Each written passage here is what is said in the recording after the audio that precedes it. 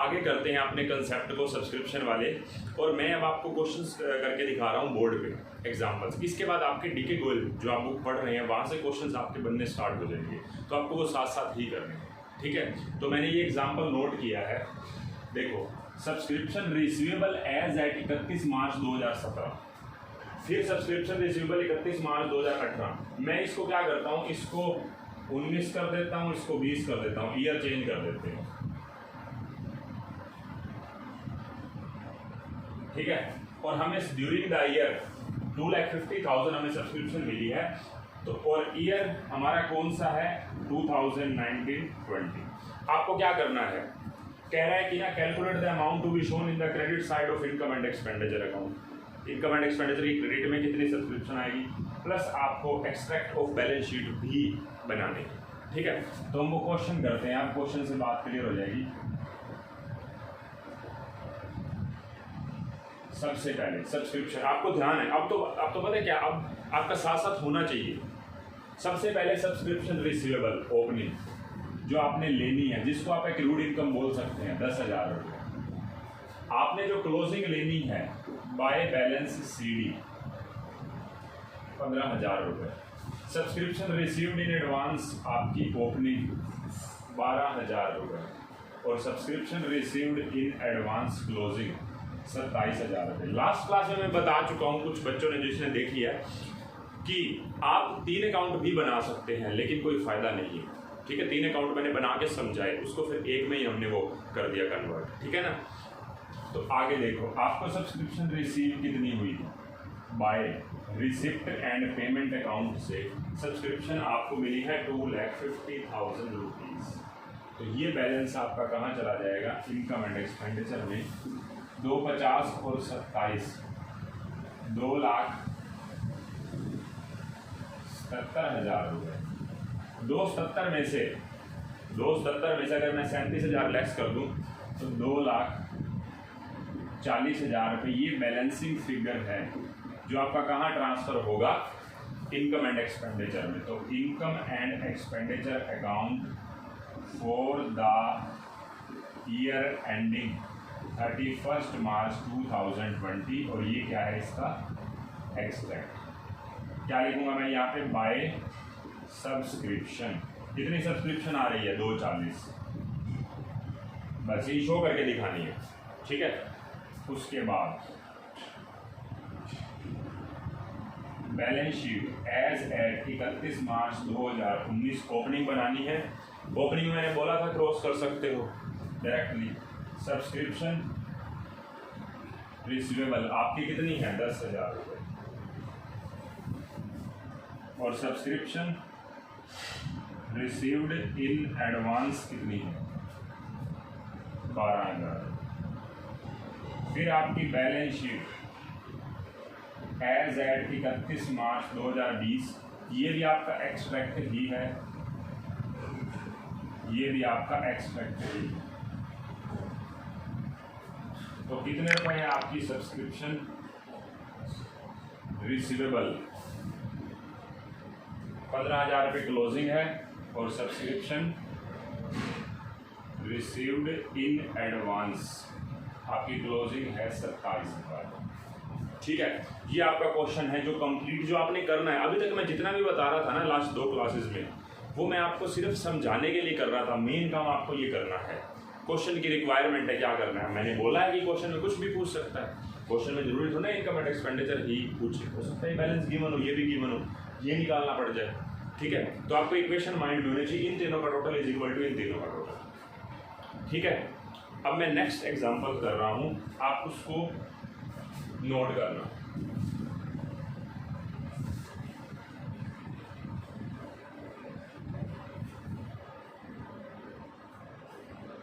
Note करना आप साथ साथ नोट करना। ठीक है,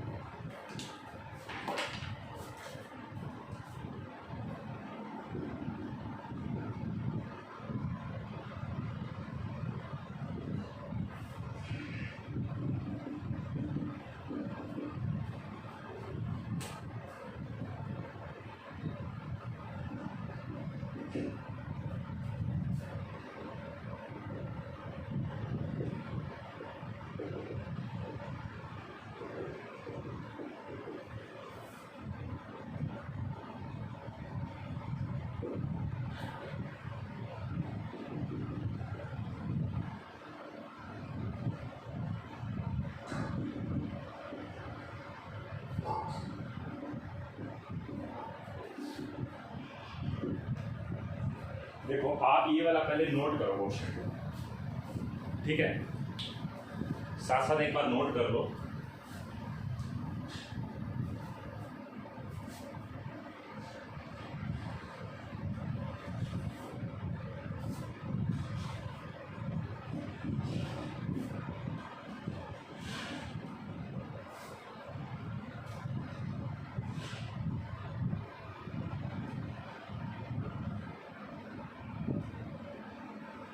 देखो अब हम बात करते हैं क्वेश्चन की, समझना बात को। आपकी सब्सक्रिप्शन रिसीवेबल 31 मार्च 18 की, 31 मार्च 18 की मतलब ओपनिंग सब्सक्रिप्शन रिसीवेबल 15,000 रुपए की है। ये लाइन लिख रखी है received during the year 1890 rupees 9,000। अभी इसके बारे में बात नहीं करते, पहले बैलेंस नोट करते हैं। सब्सक्रिप्शन इन एडवांस ओपनिंग है आपकी 12,000 रुपए की, लिख दी। Subscription received in advance closing है आपकी 4,000 रुपए की, लिख दी। उसके बाद subscription received during the year है 1,50,000, ये भी लिख दें। ठीक है, हमने सारी चीजें जो जाने के लिए थी लिख दी। अब ना कह रहे calculate the amount of subscription income and prepare extract, जो भी एक्सट्रैक्ट बन सकते हैं बनाओ, मतलब बैलेंस शीट के या इनकम एंड एक्सपेंडिचर के। कह रहे सब्सक्रिप्शन रिसीवेबल एज एट 31 मार्च 2019, हमारी 2019 मतलब क्लोजिंग दिन यहाँ पे टोटल सब्सक्रिप्शन कितनी लेनी है यहाँ पे 17,000 रुपये। हमने 17,000 रुपये लेने हैं।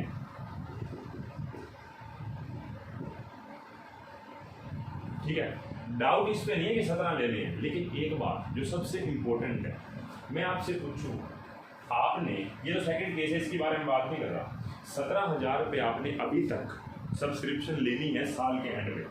ओपनिंग में लेनी थी 15,000 रुपये, लेकिन एक बात बताओ, ओपनिंग जब आपने 15 लेनी थी उस साल के मतलब पिछले साल के आपको ड्यूरिंग द ईयर कितने मिले, मतलब 17-18 साल के 15,000 रुपये में से इस साल आपको कितने रुपए मिले, 9,000 मिले।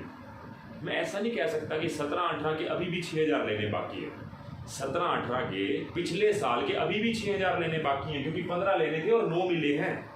इसको प्रेजेंट करने का तरीका देखो ना। मेन बात तो मैं आपको ये कह रहा हूँ कि जो आपने टोटल 17 लेने हैं 18-19 के एंड पे, मैं ये बोल रहा हूँ, ये ईयर बना रहा हूँ यहाँ पे, ये 31 मार्च 19 के दिन आपने टोटल 17,000 लेने हैं, जिसमें से अभी भी पिछले साल के कितने रह गए, 6 तो रह गए। देखो ना, 15 में से 9 मिले हैं, तो वो 6 यहाँ पे इंक्लूड हैं इसके अंदर, मतलब करंट ईयर के कितने नहीं मिले, 11 नहीं मिले। बात अंडरस्टैंड कर रहे हो? अब ये चेंज आया इस क्वेश्चन में, अभी तक नहीं पढ़ी आपने ये बात। मतलब मैं बोलूँ 17,000 रुपये जो आपने टोटल लेने हैं एज एट, उसमें से 17-18 के अभी भी 6,000 बकाया है। कैसे पता लगा? 15 में से 9 मिले, 6,000 बकाया है। और जो 18-19 है उसके मतलब बाकी है, ये मैं क्या बोल सकता हूँ, बैलेंसिंग फिगर। क्या मुझे इस बैलेंसेस से इन बैलेंसेस को लिखने से कोई फर्क पड़ना था क्वेश्चन में? कोई नहीं फर्क पड़ना था। आपके फिर भी यहाँ पे 17 आने थे, फिर भी यहाँ पे बैलेंसिंग फिगर वही आना है जो आना है। ये लिखने से क्या हो जाएगा? बस मैंने उसको अलग अलग करके बताया ना, सिर्फ अलग अलग करके बताया ना। आप देखो 1.5 लाख, 1,62 और 7 69, 1,79,000 रुपये। 1,79 में से 19 चला गया तो 1,60,000 रुपये आपकी इनकम है। ये बैलेंसिंग फिगर 1,60,000 रुपये आपके यहाँ पे चले जाएंगे। ठीक है, अब सब्सक्रिप्शन रिसीवेबल वैसे की वैसे 15,000 लिख दो, ओपनिंग एडवांस 12,000 रुपये लिख दो, सब्सक्रिप्शन इन एडवांस क्लोजिंग 4,000 रुपये लिख दो, और सब्सक्रिप्शन रिसीवेबल 17,000 रुपये लिख दो। लेकिन 17 लिखते टाइम यहाँ पे भी लिखो 18-19 के, पहले तो 17-18 के अभी भी 6 लेने हैं, और 18-19 के टोटल कितने लेने हैं, मतलब 11,000 रुपये। ये बैलेंसिंग फिगर है 17 में से 6 लेस करने के बाद, मतलब करंट ईयर के 11,000 लेने हैं।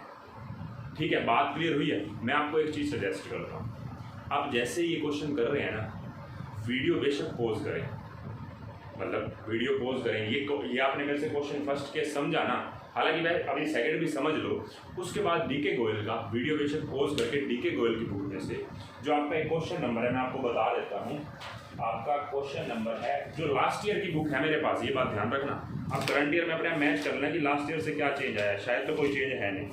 मैं आपको बता देता हूं कि आपका क्वेश्चन नंबर 7 10 नंबर 6 और 7, ये दूसरा केस करने के बाद तो बन जाते हैं। इलस 6 आपने करना है 7, फिर मैं अभी एक एग्जांपल और करवाऊंगा, उसके बाद इलस 8 बन जाएगा। मतलब इस क्लास के एंड के बाद, इस क्लास के होने के बाद आपका उस बुक में से 6, 7, 8 इलस 6, 7, 8 प्रैक्टिकल मेरे रूल के अकॉर्डिंग ऐसे अकाउंट बना के करना है। आपने ऐड लेस नहीं करना, पहले ही बता रहा हूँ, गलतियाँ मत करना, गड़बड़ होगी, ठीक है। अब मैंने ये आपको काम दे दिया, मैंने आपको फिर से दोबारा डिस्कस करनी है इसी के ऊपर। ये तो ये वाली लाइन है ना, इसका बहुत ज़्यादा रोल है। 15,000 लेने थे, अभी तक 6 मिले हैं। पिछले 17, 18 के 18, 19 के अंदर 9,000 मिले हैं, 6 लेने बाकी हैं। वो 6 लेने बाकी हैं, उस 17 में इंक्लूड नहीं होंगे। आप क्या कह रहे हैं, टोटल मिला के मुझे 17,000 लेने हैं, जिसमें से 17, 18 के 6,000 हैं और 18, 19 के बाकी बचे हुए 11,000 रुपये हैं। इससे यहाँ पे 17 ही आना है, यहाँ पे कोई फर्क नहीं पड़ने वाला, ठीक है। आप वर्किंग नोट जो लिखते हो, वर्किंग नोट 1, ये भी 1 इसके आगे लिख सकते हो। अब अगली बात, सेकंड केस पे आते हैं। सेकंड केस को पढ़ो।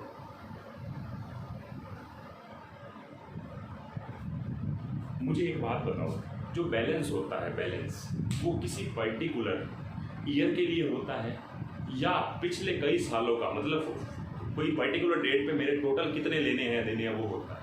क्योंकि आप बैलेंस शीट के साथ लिखते हैं एज एट।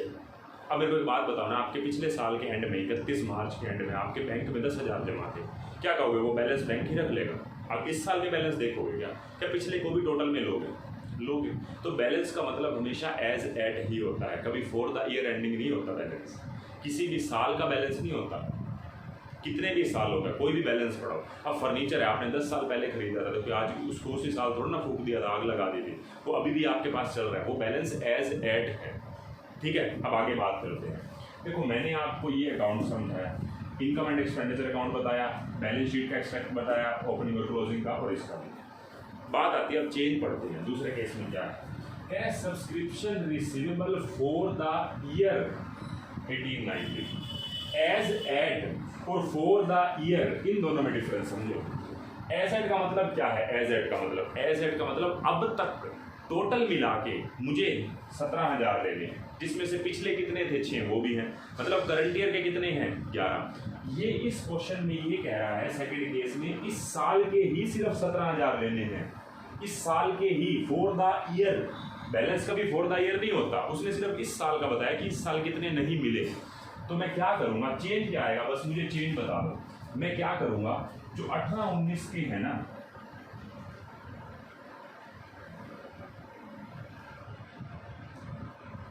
जो 18, 19 के हैं, वो मैं 17 यहां पे लिखूंगा। उसने स्पेशली खुद बोला है कि इस साल के आपके 17 हैं, पहले 17 यहां पे आ रहा था। एज एट का मतलब टोटल मिला के, फॉर द ईयर का मतलब इसी साल के, और इसमें पिछले साल के बकाया और ऐड कर दो। पिछले साल के 15 में से 9 मिले, मतलब 6 वो भी हैं। करंट ईयर के मुझे 17 नहीं मिले, अब की बारी ये कह रहा है कि करंट ईयर के 17 नहीं मिले, पहले कहता टोटल मिला के 17 नहीं मिले, तो 17 के अंदर 6 पिछले साल के थे और करंट ईयर के 11 थे। अब की बारी कह रहा है कि टोटल मिला के इस साल के 17 नहीं मिले, तो पिछले 6 अगर नहीं मिले, जो 15 में से 9 मिले तो 6 नहीं मिले, टोटल मतलब 23,000 रुपये लेंगे। तो इससे आपका बैलेंस कितना हो जाएगा, 1,66,000। 1,62 और 23, 1,85 में से 19 गया 1,66। मैं 1,66 को अब यहाँ पे लिख देता हूँ, और यहाँ पे मैं कितना लिख दूंगा, 6,000, और यहाँ पे 17,000, तो टोटल आ गया 23,000। इसीलिए मैंने ये 2 क्वेश्चन एक ही जगह पे लिखे हैं, बनाए हैं, ताकि आपको बात की क्लैरिटी रहे। अब फॉर द ईयर एंड और एज एट का मतलब आपने खुद अंडरस्टैंड करना है। वीडियो फिर पॉज करके, पीछे करके चाहे देखो, जैसे भी इस बात को समझो, ठीक है। मैं आपको दोबारा अब रिपीट तो नहीं कर रहा, आपको काम देता हूँ पहले। अभी एक एग्जांपल और भी करना है। फिलहाल ये क्वेश्चन करने के बाद और पिछला क्वेश्चन करने के बाद डीके गोयल में से 6th और 7th क्वेश्चन आपका बन गया। अब हम आते हैं अगले कंसेप्ट पे, उसके बाद 8th क्वेश्चन भी बन जाएगा, ठीक है। अब सुनना,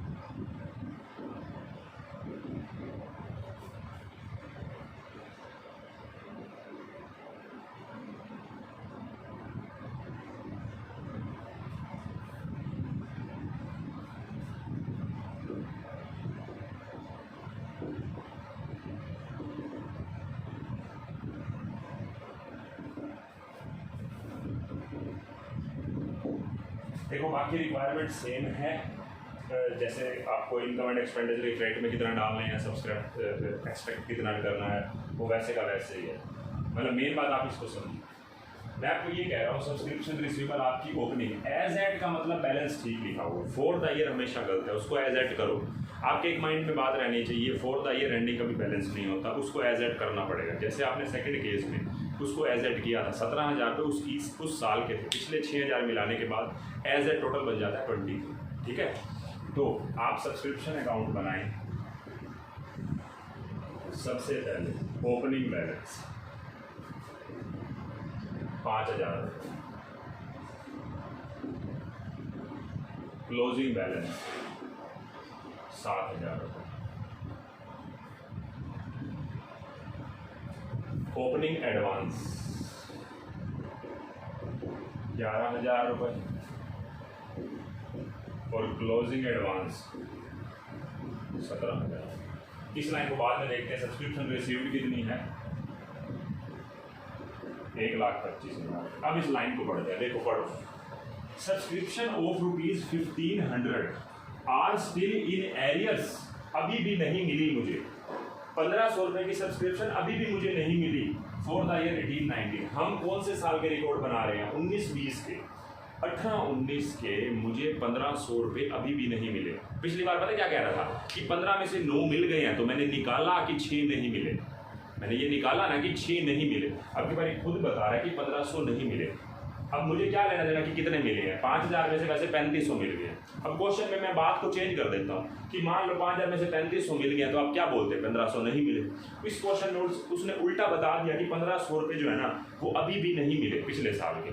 अच्छा, नहीं मिले तो क्या प्रॉब्लम है? अगर मेरे को पिछले साल के अगर नहीं मिले 18-19 के, तो मैं यहाँ पे लिख देता हूँ 18-19 के 1,500 नहीं मिले। ये तो पहले ही लिख दो, ये तो आपने पिछले केस में भी लिखा था, पिछले दोनों क्वेश्चंस में भी, दोनों केसेस में। बात ये आती है ये बैलेंस एज एट है या फॉर द ईयर। अगर एज एट है तो यहाँ पे ठीक लिखा होगा, अगर फॉर द ईयर है तो यहाँ पे आएगा। आप चेक कर लो, ये 7,000 रुपये बताओ एज एट है या फॉर द ईयर है? ये एज एट है, बिल्कुल ठीक लिखा होगा। मतलब 7,000 रुपये जो है वो टोटल मिला के हैं, पिछले साल के 1,500 प्लस इसका मतलब इस साल के कितने हैं? 5,500। इससे आपका बैलेंस आ जाएगा 1,25 और 1,32 और 11 1,33 और 10 1,43। 1,43 माइनस 22 1,21,000 रुपये to income and expenditure balancing figure. ठीक है, मैं यहीं पे सिचुएशन चेंज कर देता हूँ, क्वेश्चन नहीं चेंज कर रहा, सिचुएशन वैसे आपसे पूछ लेता हूँ। यहाँ पे ये बैलेंस जो था ना ये फॉर द ईयर था। अब क्या करते हैं? यहाँ पे 7,000 आते हैं, 7 इस साल के हैं जो नहीं मिले, 1,500 पिछले साल के नहीं मिले, तो टोटल कितने हो जाते हैं? 8500। इससे ये 1,500 रुपये का बैलेंस ये भी बढ़ जाता है, क्योंकि क्रेडिट में बढ़ेगा 1,500 तो डेबिट में अपने आप ही इनकम एंड एक्सपेंडिचर में भी 1,21 की जगह 1,22,500 आ जाता है बस। ठीक है, आपके माइंड में बिल्कुल बात फिट होगी होनी चाहिए। तो इनकम एंड एक्सपेंडिचर एक्सपेक्ट है ईयर 19-20 बाय सब्सक्रिप्शन 1,21,000 रुपये वर्किंग नोट 1 से। बैलेंस शीट, अब मैं ओपनिंग वर्ड लिख रहा हूँ, ईयर वर्ड कुछ नहीं लिख रहा, आप खुद लिख लेना। ये 18-19 है, अगला 19-20 है। क्लोजिंग बैलेंस शीट, तो सब्सक्रिप्शन रिसीवेबल 5,000 रुपये, इन एडवांस 11,000 रुपये। सब्सक्रिप्शन रिसीवेबल टोटल में है 7,000 रुपये, जिसमें 18-19 के अभी भी 1,500 रुपये नहीं मिले और 19-20 के रह गए, मतलब 5,500। और subscription received in advance closing है 17,000।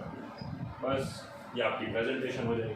तो इस क्लास की वीडियोस देखने के बाद, इस क्लास तक वीडियो देखने के बाद आपकी बुक में से इलस 678 प्रैक्टिकल 678 ये ओल्ड बुक के हिसाब से लास्ट ईयर के, आप न्यू के हिसाब से अपने आप देख लेना कि क्या चेंज है। मतलब सब्सक्रिप्शन के क्वेश्चन यहाँ पे 6 से स्टार्ट हो रहे हैं, 6 to 12 तक है। ठीक है, तो अभी तक मैंने 6, 7, 8 का कंसेप्ट आपको करवा दिया है। अब आपका काम है ये क्वेश्चन आपकी अगली वीडियो स्टार्ट करने से पहले हो जाना चाहिए।